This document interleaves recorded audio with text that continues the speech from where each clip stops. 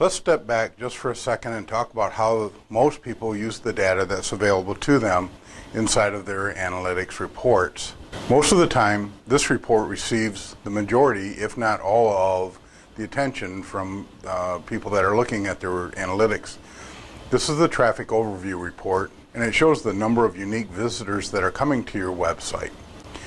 Essentially, it's telling you whether or not you're actually getting somebody to take a look at your site on any given point in time.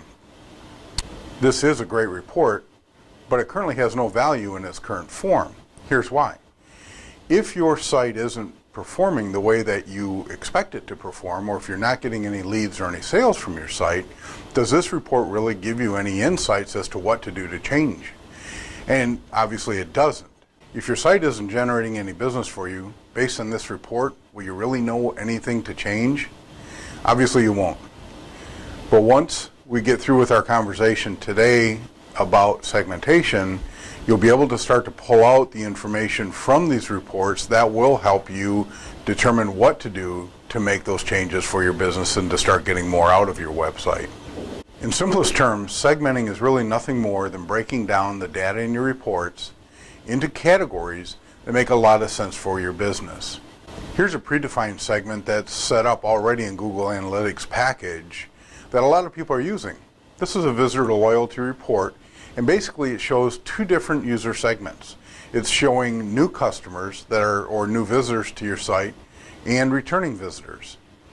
This is really a very, very easy segment, but it does a really good job of kind of giving an example of what segmentation really looks like when you're looking at your reports.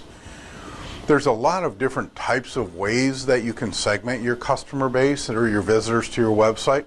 It all depends on the goals that you have for your digital marketing effort.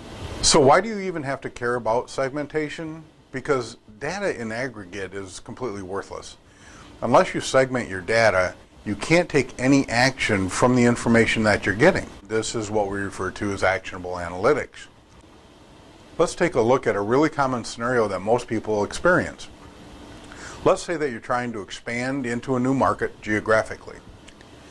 To become more well-known in that geography, let's say that you start to run a number of different advertising in a bunch of different places. So you're running some advertising on print, you're doing some radio campaigns, you might even throw up a couple billboards here and there in the new market that you're trying to get some visibility.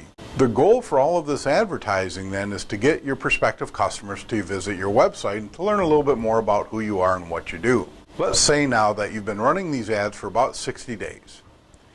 Looking at your traffic data, you can see a little bit of increase, but is this increase coming from your advertising? Or is it just coming from somewhere else? Is it just randomly happening, or is it happening with a purpose? Well, here's how you can tell. By segmenting your traffic data based on where the visitors are located, again geographically, you can start to identify whether or not the market areas that you've been advertising in are doing the job and actually sending people to your website.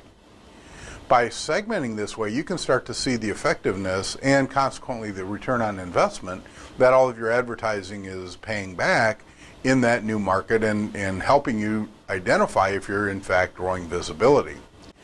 Data always trumps guesses. Look for ways that you can segment your data and start improving on the actionable analytics that you're getting from your analytics reports.